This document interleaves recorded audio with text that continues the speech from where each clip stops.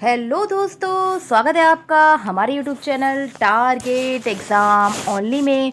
आज की क्लास में हम यूपी टेट के बारे में बात करेंगे, जिसमें हमारे YouTube channel target exam only पर एक बैच चल रहा है जिसका नाम है अग्नि परीक्षा बैच। क्या नाम है? जिसका नाम है अग्नि परीक्षा बैच। और यह हमारे यूट्यूब चैनल पर बिल्कुल फ्री ऑफ कॉस्ट आपको प्रोवाइड किया जाएगा, ठीक है। और मैं इस बैच में पढ़ाती हूँ आपको संस्कृत विषय को, जिसमें हमारा संधि प्रकरण चल रहा था। जो है वो संधि प्रकरण चल रहा था। हमारा जो टॉपिक है वो क्या चल रहा था? संधि प्रकरण चल रहा था, जिसमें आज हम संधि के प्रकार पढ़ेंगे, जिसमें हम स्वर संधि को पढ़ेंगे। किसको पढ़ेंगे? जिसमें हम स्वर संधि के प्रकारों को पढ़ेंगे, ठीक है। और यह क्लास आपकी प्राइमरी और जूनियर दोनों पेपर के लिए, यानी कि आपके पेपर वन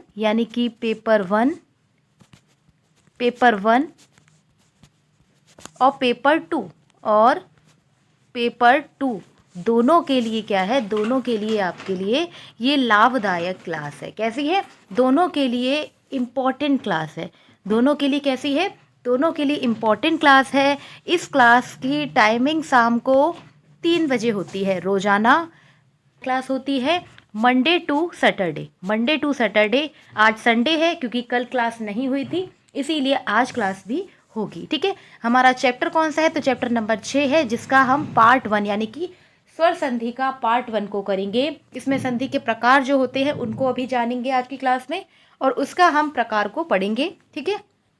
क्लास शुरू करते हैं बिना देरी किए। अगर आपने हमारे YouTube channel target exam only को सब्सक्राइब नहीं किया है तो आप सब्सक्राइब कर लें और बेल आइकन को प्रेस कर लें, जिससे आपको हमारी क्लासेस के टाइम टू टाइम नोटिफिकेशन मिल सके। तो शुरू करते हैं अपनी क्लास,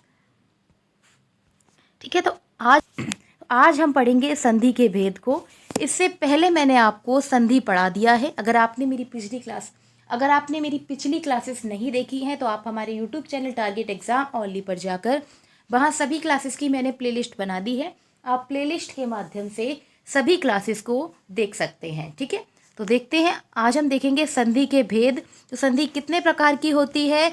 संधि मुख्य रूप से 3 प्रकार की होती है। कितने प्रकार की होती है? 3 प्रकार की होती है।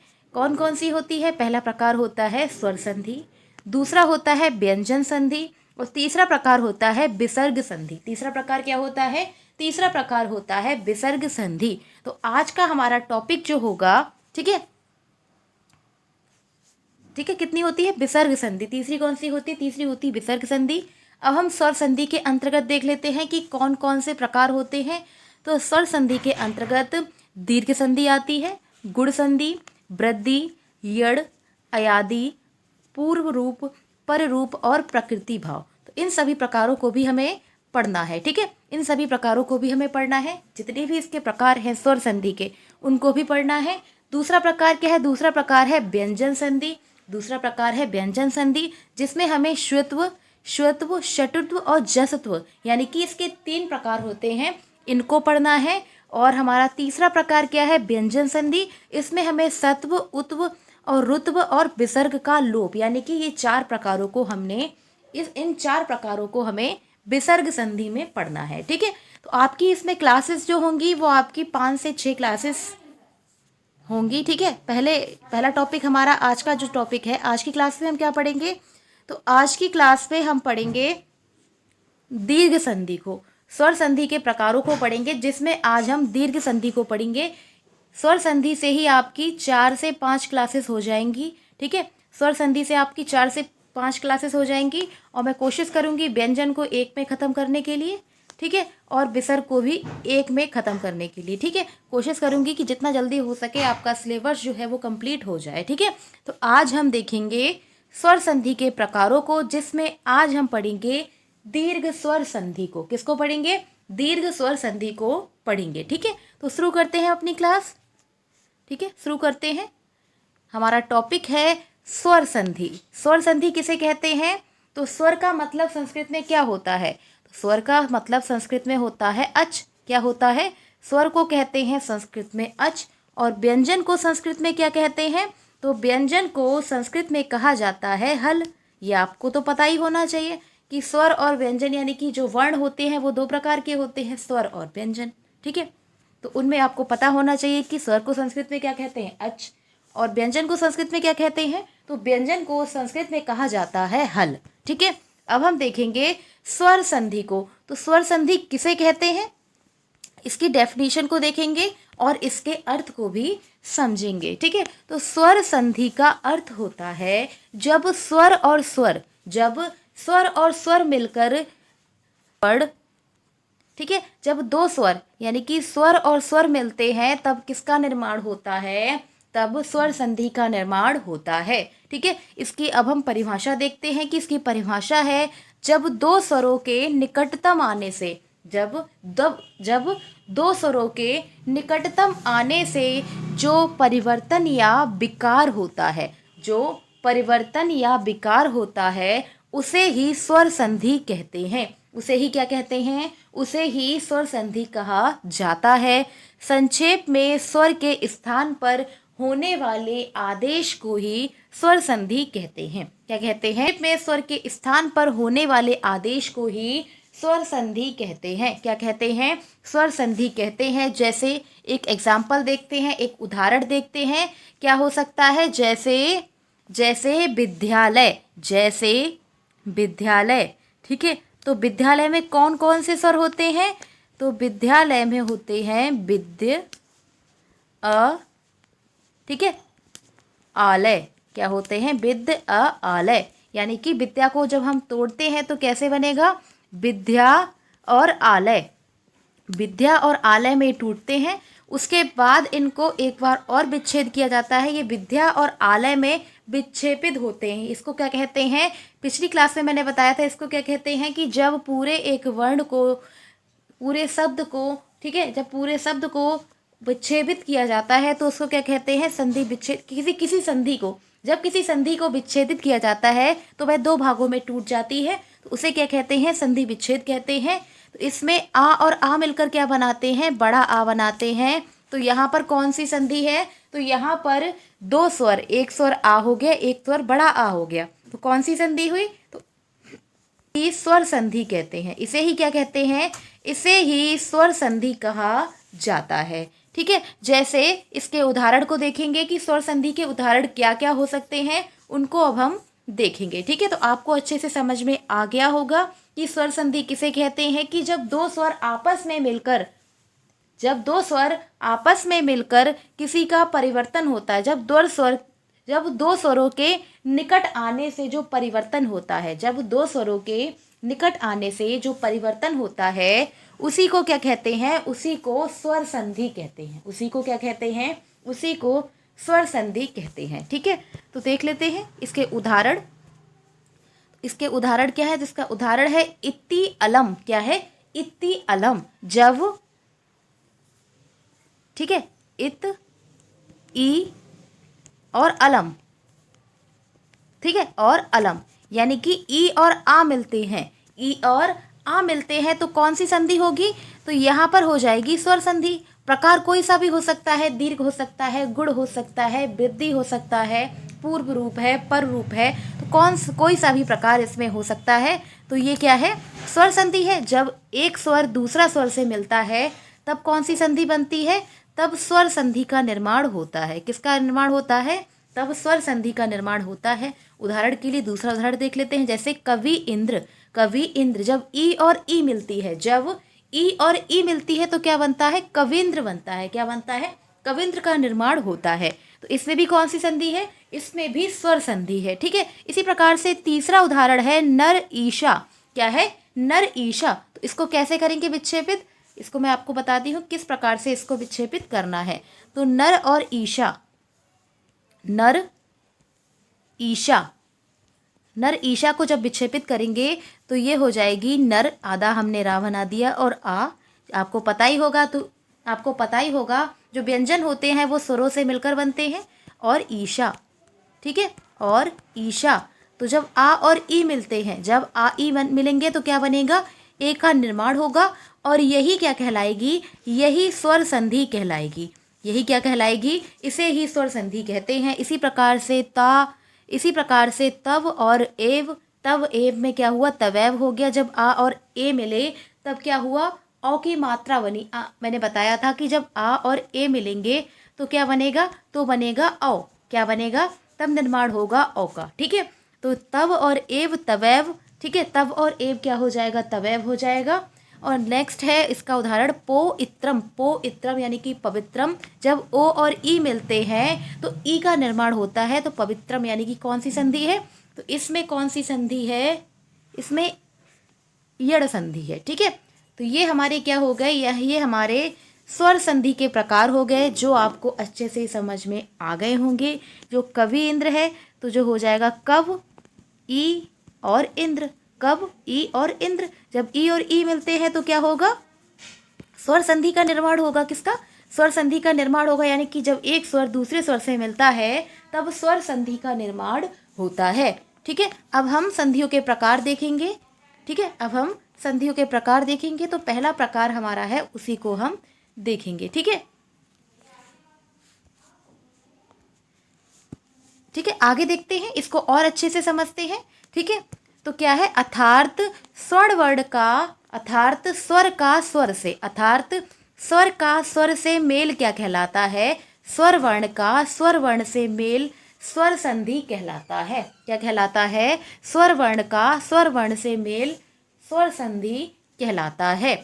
दूसरा पॉइंट है कि स्वर संधि को अच संधि भी कहते हैं, क्योंकि संस्कृत में स्वर को क्या कहते हैं, अच कहा जाता है। ये अच प्रत्याहार के अंतर्गत आते हैं। कौन कौन से, इनको हम आगे बात करेंगे कि स्वर संधि को अच संधि भी कहा जाता है, क्योंकि ये अच प्रत्याहार के अंतर्गत आती है। किसके अंतर्गत आती है, अच प्रत्याहार के अंतर्गत आती है।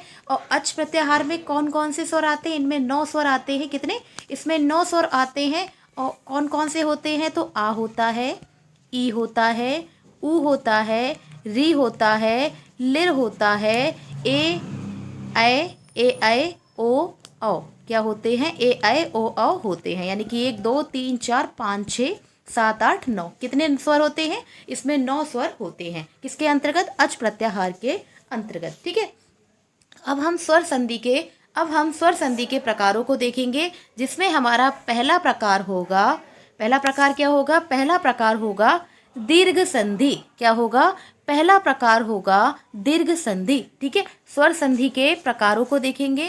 किसको देखेंगे, स्वर संधि के प्रकारों को देखेंगे, जो प्रमुख है। ठीक है, तो उसमें आज हम देखेंगे दीर्घ संधि को। किसको देखेंगे, आज हम देखेंगे दीर्घ संधि को, क्योंकि ये टॉपिक जो है, जो संधि के टॉपिक है, वो काफ़ी इंपॉर्टेंट है। और एग्जाम में आपको वहाँ से उदाहरण से क्वेश्चन पूछे जाते हैं। एग्जाम में इसमें क्वेश्चन उदाहरण से आते हैं और संधि सूत्र से आते हैं। और किससे आते हैं, और संधि सूत्र से आते हैं। तो इसीलिए इनका ज्ञान आपको होना अति आवश्यक है। इसीलिए चाहे क्लास कितनी भी बढ़ जाए, मैं एक्सप्लेन अच्छे से करूँगी। ठीक है, चाहे टॉपिक एक दिन में मैं एक को कवर करूँ, मुझे कोई जल्दी नहीं है। अभी आपके पास बहुत तेरा वक्त है, आपके पास बहुत वक्त है, आप कवर कर सकती हैं। ठीक है, तो देखते हैं, आज हम देखेंगे दीर्घ स्वर।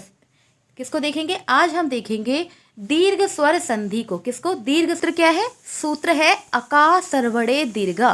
क्या है, सूत्र है अका सर्वड़े दीर्घा, जिसका अर्थ होता है, अका का मतलब होता है अक प्रत्याहार। अका का मतलब क्या होता है, तो अका का मतलब होता है अक प्रत्याहार।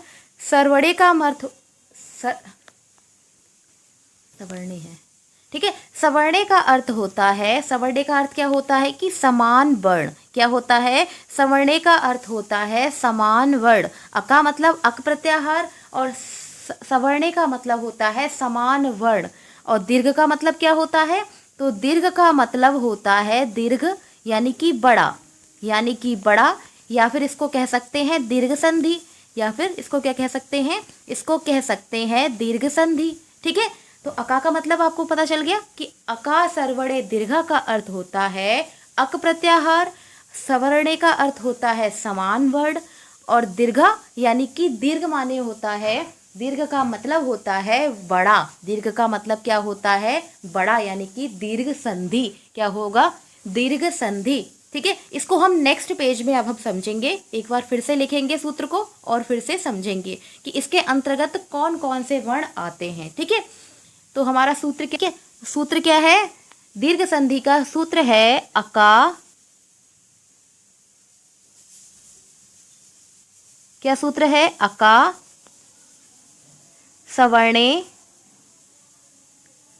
सवर्णे दीर्घा। क्या है? अका सवर्णे दीर्घा। अर्थात इसका मतलब क्या होगा? तो अक का मतलब हो जाएगा, अका का मतलब हो जाएगा अक प्रत्याहार। अका का मतलब क्या होगा? अक प्रत्याहार। ठीक है, अक प्रत्याहार। सवर्णे का मतलब होगा समान वर्ण। सवर्णे का मतलब क्या होगा? सवर्णे का मतलब हो जाएगा समान वर्ण। और दीर्घ का मतलब हो जाएगा, दीर्घ का मतलब हो जाएगा बड़ा, यानी कि दीर्घ संधि भी कहेंगे और इसको बड़ा कहेंगे। क्या कहेंगे? बड़ा। दीर्घ का मतलब होता है बड़ा। तो इसके अंतर्गत कौन कौन से वर्ण आते हैं अक प्रत्याहार के अंतर्गत? तो अक प्रत्याहार के अंतर्गत कौन कौन से वर्ण आते हैं आपको पता होना चाहिए। बताइए कि कौन कौन से वर्ण आते हैं। तो अक प्रत्याहार में आता है आ, ई, उ, री और लिर। और क्या आता है? लिर। ठीक है, और क्या आता है? लिर। ठीक है, इसको एक बार फिर से लिख देते हैं। यहाँ पर थोड़ा स्पेस कम हो गया है नीचे, इसको फिर से कर देते हैं कि अक प्रत्याहार के अंतर्गत कौन कौन से वर्ण आते हैं। तो अक प्रत्याहार के अंतर्गत आते हैं आ, ठीक है, आ आता है, ई आता है, उ आता है, री आता है और क्या आता है? लिर आता है। और क्या आता है? लिर आता है। और समान वर्ण यानी कि आ के समान वर्ण क्या होता है? आ के समान वर्ण क्या होता है? तो आ हो जाएगा। ई के समान क्या होता है? ई होता है। उ के समान क्या होता है? उ होता है। री के समान क्या होता है? री के समान क्या होता है? री होता है। और लिर के समान क्या होता है? तो लिर के समान वर्ण क्या होता है? बताइए। तो लिर के समान वर्ण जो होता है वो लिर होता है। क्या होता है?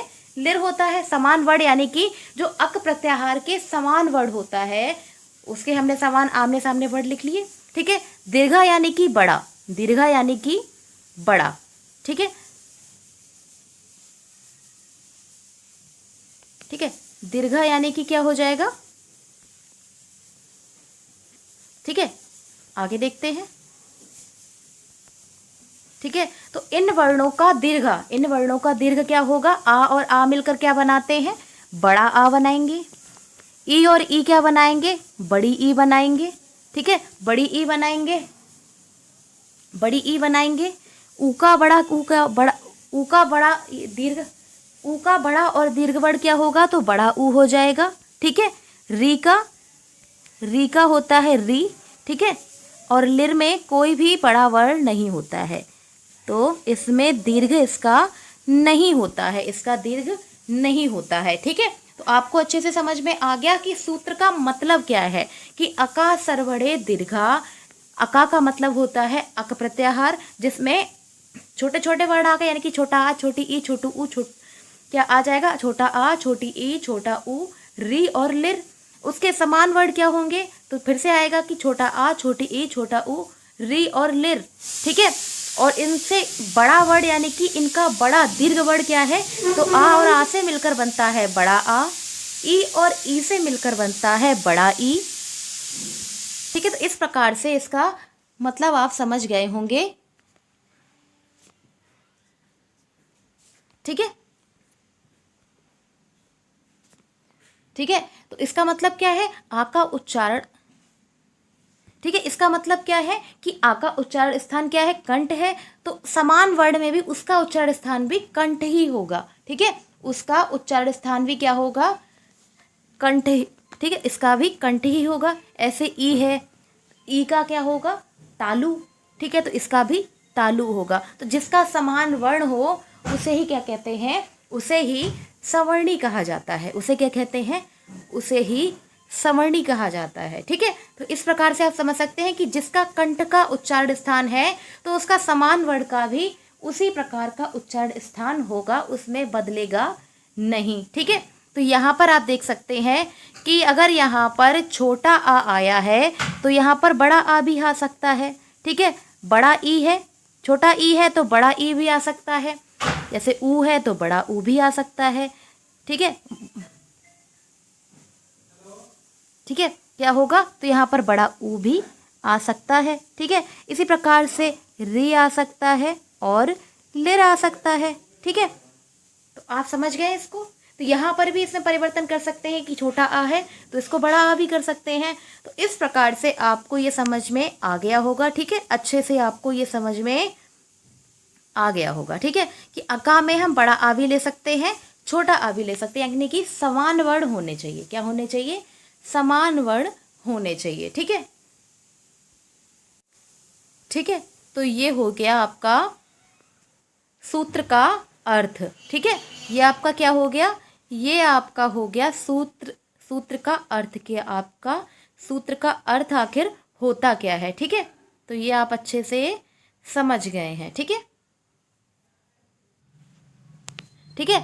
अब हम इसकी परिभाषा को देख लेते हैं कि इसकी परिभाषा क्या होगी, कि जब समान स्वर, जब, ठीक है, यहाँ लिख लेते हैं परिभाषा। तो इसकी परिभाषा क्या होगी? इसकी परिभाषा होगी, इसकी परिभाषा होगी, ठीक है, इसकी परिभाषा होगी कि जब समान स्वर इकट्ठे हों, जब समान स्वर, जब समान स्वर हों, जब समान स्वर, ठीक है, समान स्वर हों, तब कौन सी संधि होगी? तब उसे कहेंगे दीर्घ संधि। तब उसे क्या कहेंगे? तब दीर्घ संधि होती है। क्या होती है?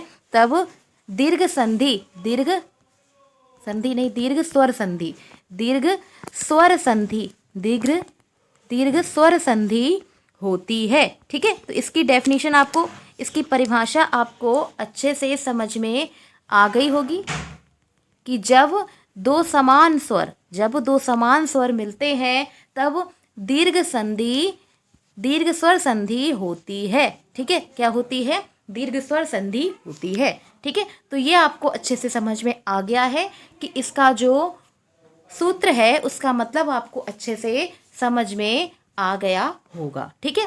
अब हम आगे देखते हैं। अब हम देखेंगे जो हमने सूत्र के बारे में पढ़ा, जो मैंने आपको समझाया है उसको एक बार फिर से हम पढ़ लेते हैं, ठीक है। तो सूत्र का विश्लेषण, यानी कि सूत्र को किस प्रकार से मैंने एक्सप्लेन किया है, जो भी मैंने आपको बताया है उसको एक बार हम लिखा हुआ भी पढ़ लेते हैं। तो अका का अर्थ क्या होता है? अका का अर्थ होता है कि अक प्रत्याहार है। अका का मतलब क्या है? अक प्रत्याहार है जिसमें 5 वर्ण होते हैं। अक प्रत्याहार में कितने वर्ण होते हैं? जिसमें 5 वर्ण होते हैं, ठीक है, जिसमें 5 वर्ण होते हैं। आ ई उ रिल, क्या है? आ ई उ री और लिर। इसी प्रत्याहार से उनके दीर्घ वर्ण, इसी प्रत्याहार से उनके क्या बनते हैं? दीर्घ वर्णों का भी, जैसे कि बड़ा आ है, बड़ा ई है, बड़ा ऊ है और री, लिर का दीर्घ वर्ण नहीं होता है, का बोध होता है, ठीक है। जो हमने पीछे समझाया, जो मैंने आपको पीछे समझाया उसको ही हम एक बार फिर से समझ लेते हैं रिवीजन प्रकार से हम, ठीक है। रिवीजन के तहत इसको हम देख लेते हैं कि अका का मतलब क्या होता है। अका का मतलब होता है अक प्रत्याहार है जिसमें 5 वर्ण होते हैं। आ ई उ री लिर। इसी प्रत्याहार से उनके दीर्घ वर्ण, यानी कि आ ई उ री और लिर का दीर्घ वर्ण नहीं होता है, का बोध होगा। सवर्णे का मतलब क्या होता है? सवर्णे का मतलब होता है कि सवर्ण अका यानी कि समान वर्ण, जैसे कि हमने अका के अंतर्गत आते हैं आ ई उ री लिर, ठीक है। तो सवर्णे यानी कि समान वर्ण में भी क्या आएगा? आ ई उ रिल आएगा। क्या आएगा? आ ई उ री और लिर आने पर, ठीक है। दीर्घा का मतलब क्या होता है? तो दीर्घा का मतलब होता है दीर्घ आदेश। दीर्घा का मतलब क्या होता है? दीर्घा का मतलब होता है दीर्घ आदेश, यानी कि बड़ा आ, बड़ा ई, बड़ा ऊ और री। इसका लिर जो होता है, लिर का दीर्घ वर्ण नहीं होता है, लिर का दीर्घ वर्ण नहीं होता है, जो मैंने नीचे मेंशन भी किया है, ठीक है। जो मैंने नीचे बताया भी है कि लिर वर्ण का दीर्घ वर्ण नहीं होता है, अतः उसका सवर्णी री हो जाता है। उसका सवर्णी क्या हो जाता है? री हो जाता है। तब संक्षेप में हम कह सकते हैं कि जो हमने ऊपर पढ़ा कि स्वर और स्वर, यानी कि अक प्रत्याहार और अक प्रत्याहार मिलकर क्या बनाते हैं?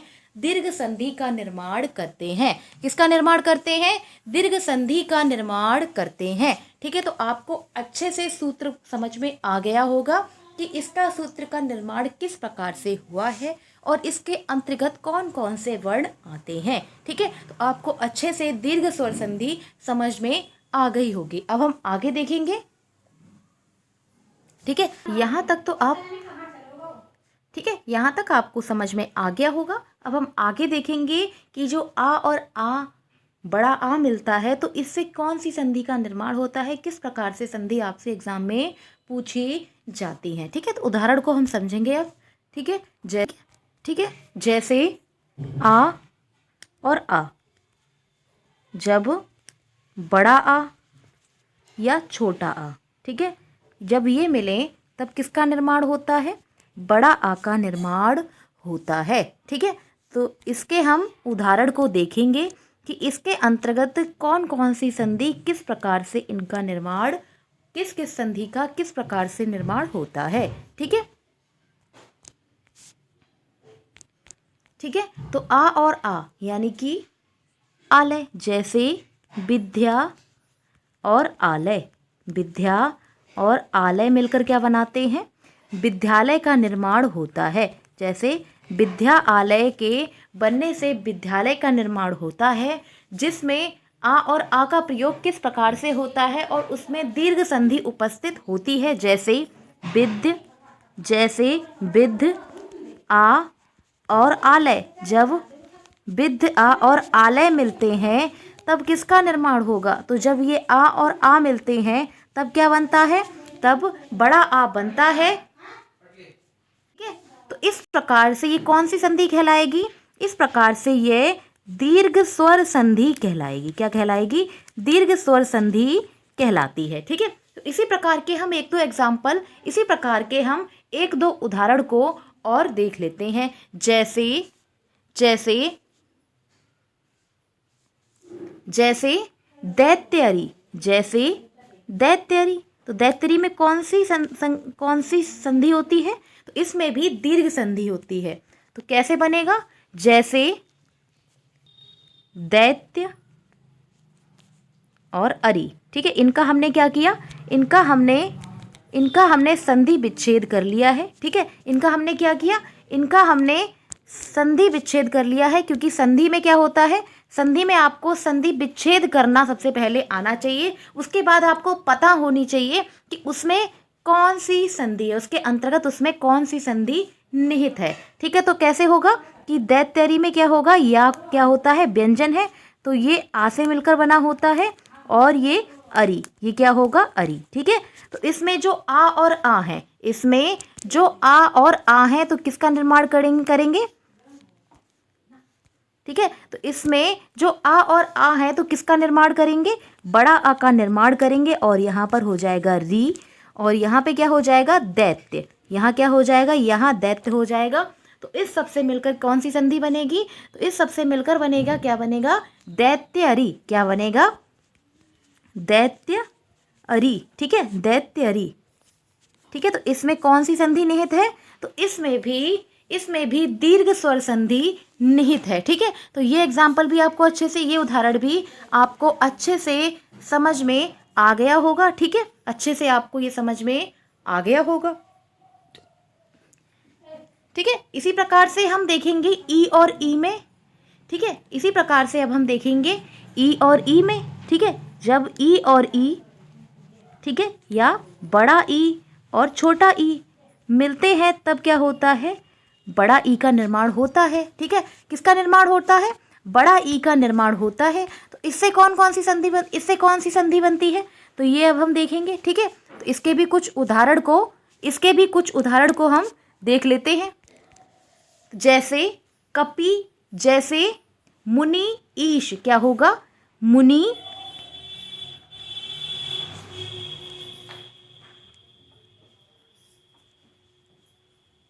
जैसे मुनीन्द्र, क्या होगा, मुनीन्द्र।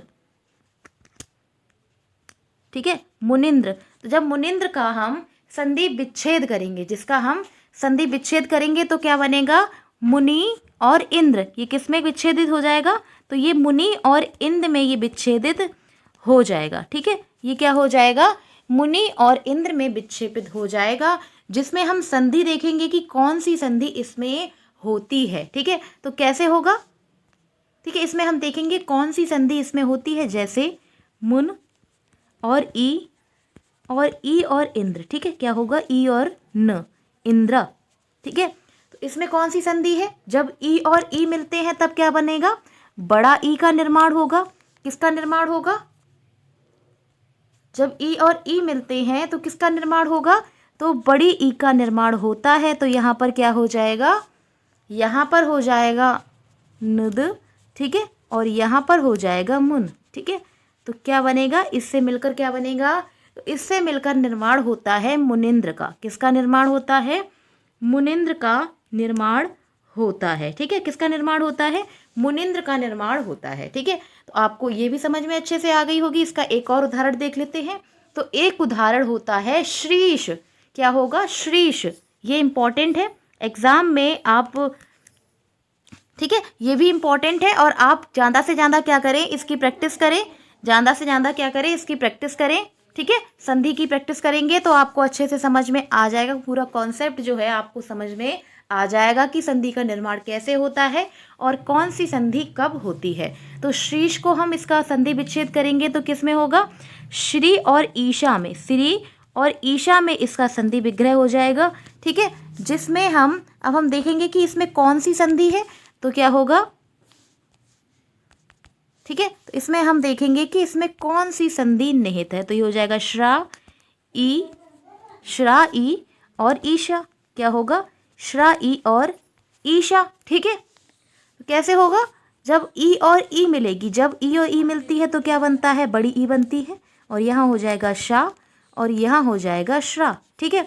तो जब ई और ई मिली तो क्या बना, बड़ी ई का निर्माण हुआ, जिससे क्या निर्माण हुआ, जिससे श्रीशा का निर्माण होता है। श्रीशा में कौन सी संधि है, तो इसमें भी दीर्घ स्वर संधि निहित है, ठीक है। तो आपको इसका भी नियम पता चल गया है कि ई और ई मिलकर क्या बनाते हैं, बड़ी ई का निर्माण करते हैं, और बड़ा आ, छोटा आ या बड़ा आ मिलते हैं तब बड़ा आ का निर्माण करते हैं। इसी प्रकार से ऊ और ऊ का नियम क्या है, ऊ और ऊ, ठीक है। जब ऊ और ऊ मिलते हैं, जब ऊ और बड़ा ऊ, ठीक है, या बड़ा ऊ या बड़ा ऊ और छोटा ऊ मिलते हैं,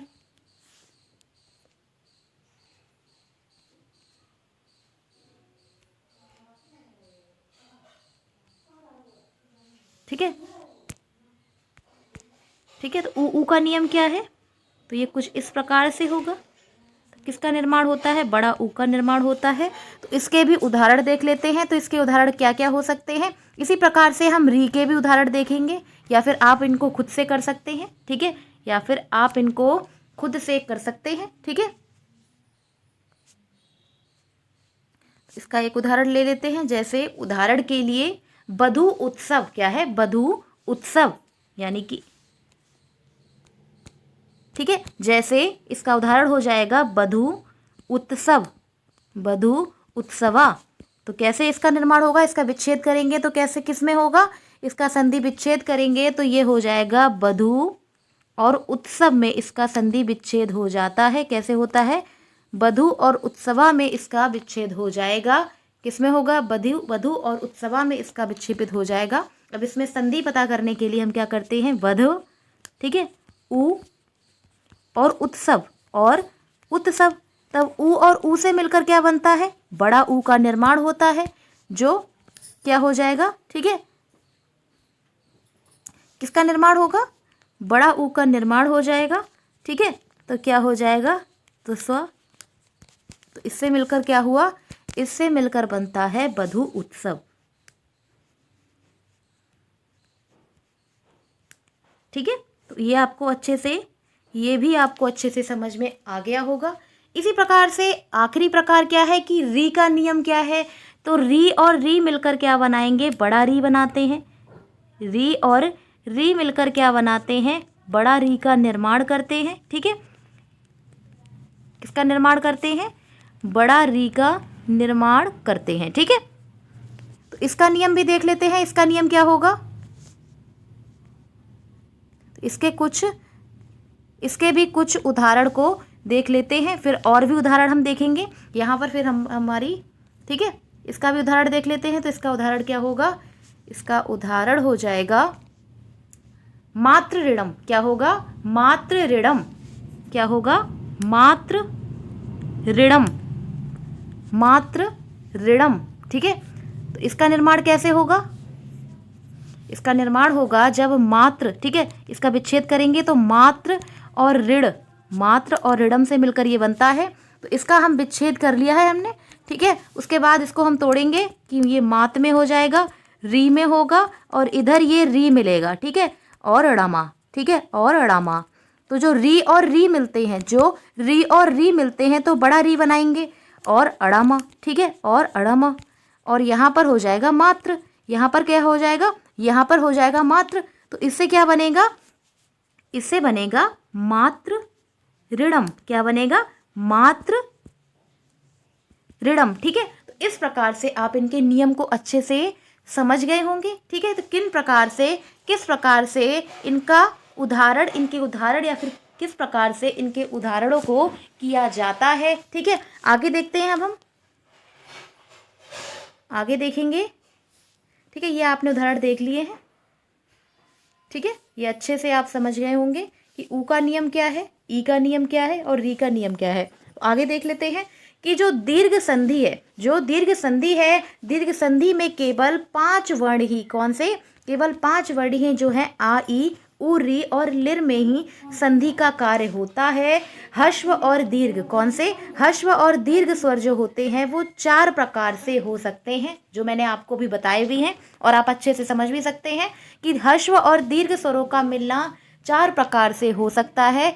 किस किस प्रकार से हो सकता है इसको अब हम देखेंगे कि जब छोटा आ और छोटा आ मिलता है, यानी कि कौन से प्रकार थे स्वर संधि। जब मैंने आपको स्वर पढ़ाए थे तो उनके 3 प्रकार बताए थे कि हश्व, क्या बताए थे? हश्व, दीर्घ और पिलुत। और क्या बताया था? पिलुत।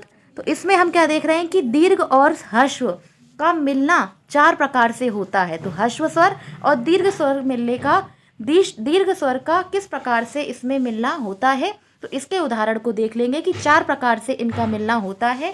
जब आ और आ, यानी कि जब हश्व मिलते हैं, जब दो हश्व मिलाकर क्या बनाते हैं? दीर्घ का निर्माण करते हैं। किसका? दीर्घ का निर्माण करते हैं। जैसे कि इसका उदाहरण हो जाएगा अध अपि। क्या होगा? अध अपि, यानी कि ये क्या होगा? ये हो जाएगा अध, छोटा आ यानी कि हश्व स्वर, और अपि तो छोटा आ और पी। ठीक है, तो किसका निर्माण होगा? आ और आ मिलने से क्या होगा? बड़ा आ का निर्माण होगा, जो दीर्घ में परिवर्तित हो जाएगा। जो किस में होगा? दीर्घ में परिवर्तित हो जाएगा। ये आपको अच्छे से समझ में आ गया। जब हश्व और हश्व मिलते हैं तो दीर्घ का निर्माण करेंगे। इसी प्रकार से जब दीर्घ और दीर्घ मिलेंगे तो दीर्घ का निर्माण करेंगे। इसी प्रकार से जब हश्व और दीर्घ मिलेंगे तब भी किसका निर्माण करेंगे? दीर्घ का निर्माण करेंगे। यानी कि इसका मतलब, इसका सार क्या निकलता है? तो इसका मतलब निकलता है कि जैसे मैं आपको बता देती हूँ कि किस प्रकार से इसका मतलब निकलेगा कि जब ह्रस्व स्वर और ह्रस्व स्वर आपस में मिलेंगे तब किसका निर्माण होगा? दीर्घ का निर्माण होगा। इसी प्रकार से एक बार हमने ह्रस्व ले लिया और एक बार हमने क्या ले लिया? दीर्घ ले लिया, तब भी किसका निर्माण होगा? तब भी दीर्घ का निर्माण होगा। ठीक है, इसी प्रकार से एक बार हमने ले लिया दीर्घ। ठीक है, इसी प्रकार से हमने दोनों बार ले लिए दीर्घ। ठीक है, दोनों बार दीर्घ पे भी क्या बनता है? दीर्घ का ही निर्माण होता है। इसी प्रकार से हमने पहली बार में ले लिया ह्रस्व और दूसरी बार में क्या ले लिया? दीर्घ। और इसी प्रकार से हमने पहली बार में फिर ले लिया हमने दीर्घ और फिर ले लिया ह्रस्व और क्या ले लिया? ह्रस्व। तब क्या बना? तब भी दीर्घ का निर्माण होता है। तो इसका मतलब क्या निकला? इसका मतलब निकला कि जब दीर्घ और ह्रस्व मिलते हैं तब निर्माण सिर्फ और सिर्फ किसका होता है? दीर्घ का ही होता है। किसका? सिर्फ और सिर्फ दीर्घ का निर्माण होता है। आप देख सकते हैं कि जब ह्रस्व मिले तब दीर्घ का निर्माण हुआ, जब ह्रस्व और दीर्घ मिले तब भी दीर्घ का निर्माण हुआ, और जब दीर्घ और दीर्घ मिले तब भी दीर्घ का निर्माण हुआ, और दीर्घ और ह्रस्व तब भी दीर्घ का ही निर्माण हुआ। यानी कि 4 प्रकार से इनके मिलन होता है, यानी कि 4 प्रकार से ये मिलते हैं। अब हम इसके उदाहरण को एक बार और समझ लेते हैं कि इसके उदाहरण कैसे हो सकते हैं, किस प्रकार से इनका निर्माण होता है। तो जब आ और आ मिलता है तो बड़ा आ का निर्माण होगा, तो अध अपि यानी कि अधापि बनता है। और विद्या आलम यानी कि जब बड़ा आ, यानी कि जब दीर्घ और दीर्घ मिलते हैं, तब भी किसका निर्माण होता है? तब भी बड़ा आ का ही निर्माण होता है तो क्या बनेगा, विद्यालया। क्या होगा, विद्यालया। इसी प्रकार से हिमालय, तो हिमालय का निर्माण किस प्रकार से होगा, इसको हम समझ लेते हैं। तो जब हिम और आलय, जब हिम और आलय, ठीक है, हिम आ और आलय, ठीक है, हिम आ और आलय जब मिलते हैं तब किसका निर्माण होगा, तब होगा, ठीक है, तब भी यही संधि बनेगी। लेकिन यहाँ पर जब छोटा आ और बड़ा आ मिलेंगे तब किसका निर्माण होगा, तब भी इसी संधि का निर्माण होगा। यानी कि जब दीर्घ और ह्रस्व, जब ह्रस्व और दीर्घ मिलते हैं तो दीर्घ का निर्माण करेंगे। तो इसी से क्या बनेगा, इसी से बनेगा हिमालया। क्या बनेगा, इसी से बनेगा हिमालया। ठीक है, तो ये भी आपको अच्छे से समझ में आ गया होगा। इसका चौथा प्रकार देख लेते हैं। तो इसका चौथा प्रकार क्या होगा, तो इसका चौथा प्रकार होगा कि जब आ और, ठीक है, इसका चौथा प्रकार होगा कि जब बड़ा आ और छोटा आ से मिलता है तब भी बड़ा आ का निर्माण होता है। जैसे विद्यार्थी, यानी कि जब विद्य आ और अर्थी मिलते हैं तब क्या होगा, तब किसका निर्माण होगा, विद्य अर्थी। यानी कि जब बड़ा आ और छोटा आ मिलते हैं तब भी बड़ा आ का निर्माण होता है। तो इसी प्रकार से हम कह सकते हैं कि जब ई ऊ, जब हमने आ का देख लिया है तो इसी प्रकार से ई ऊ री और लिर का भी दीर्घ संधि हो जाती है। क्या होती है, इसी प्रकार से इनकी भी 4 प्रकार से दीर्घ संधि हो जाती है। ठीक है, तो आपको अच्छे से ये समझ में आ गए होंगे। अब हम इनके उदाहरण को करेंगे कि दीर्घ संधि के क्या उदाहरण होते हैं, और इसकी मैं आपको एक PDF दे दूंगी जिससे आप क्या करें, जिससे आप प्रैक्टिस कर लें। उसमें हम दीर्घ संधि के क्वेश्चन देंगे, उनको आप लगा लें, तो जिससे क्या होगा, आपका रिवीजन भी हो जाएगा जो आपने समझा है उसको। ठीक है, तो हम देख लेते हैं। अब हम देखेंगे दीर्घ संधि के उदाहरण। तो दीर्घ संधि के उदाहरण तो हम पहले तो समझ चुके हैं कि क्या क्या होते हैं, किन किन का मतलब इनका किस प्रकार से निर्माण होता है, ये भी हमें समझ में आ गया है। लेकिन एक बार हम प्रैक्टिस के तौर पे इनको हम कर लेते हैं। तो हम देखते हैं दीर्घ संधि के उदाहरण।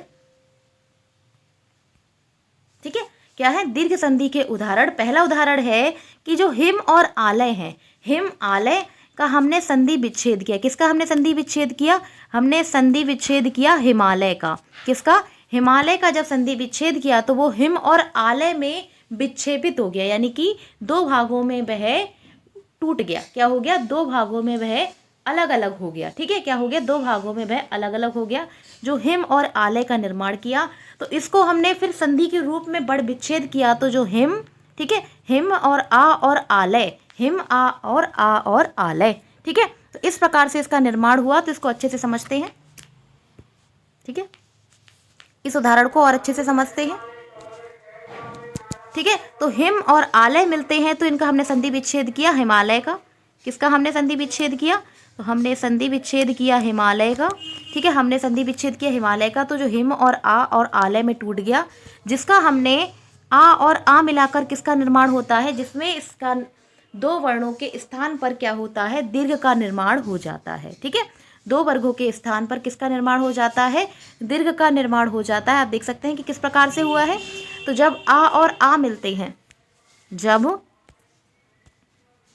आ और आ मिले तो किसका निर्माण किया, दीर्घ का निर्माण किया। यानी 2 वर्णों के स्थान पर दीर्घ आ आदेश हो जाता है, तब इसका निर्माण हो जाता है हिमालया।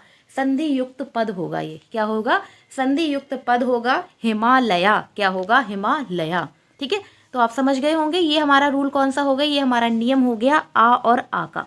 ठीक है, जो हमने पीछे पढ़े थे, ठीक है, जो हमने पीछे पढ़े थे, ये नियम कौन सा हो गया, तो यह नियम हो गया आ और आ मिलते हैं तब किसका निर्माण करते हैं, बड़े आ का निर्माण करते हैं। ठीक है, नीचे देख लेते हैं कि उपयुक्त उदाहरण में हिम के माँ में विद्यमान आ आलय के साथ बड़ा आ से मिलकर दीर्घ हो जाता है, दीर्घ आ हो जाता है। ठीक है, तो आप अच्छे से समझ गए होंगे इसके उदाहरण को भी। अब हम दूसरा उदाहरण देखते हैं। दूसरा उदाहरण क्या है, तो दूसरा उदाहरण है ई और ई का। किसका, तो दूसरा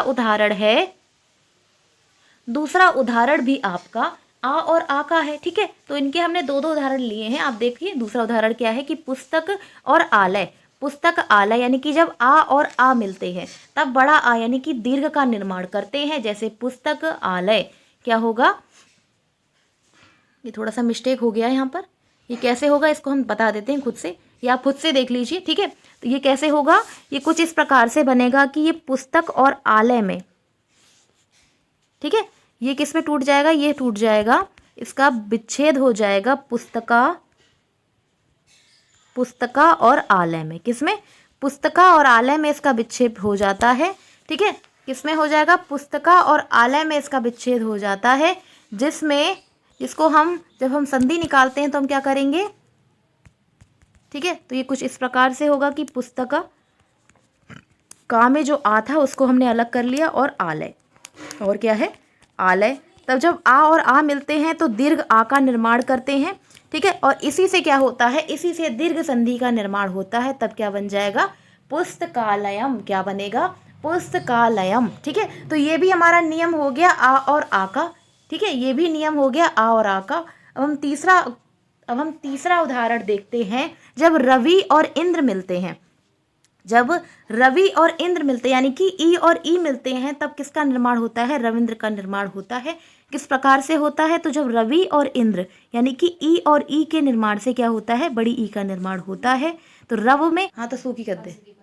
ठीक है, जब जो बा में ई है उसको हमने अलग कर लिया, तो ई और ई से क्या बना, बड़ी ई का निर्माण हुआ। ठीक है, तो इससे किसका निर्माण हो गया, फिर इससे निर्माण हो गया रविंद्र का। किसका, रविंद्र का। तो यह नियम कौन सा हो गया, तो यह नियम भी आपका हो गया ई और ई का, जो हमने आगे डिस्कस किया था।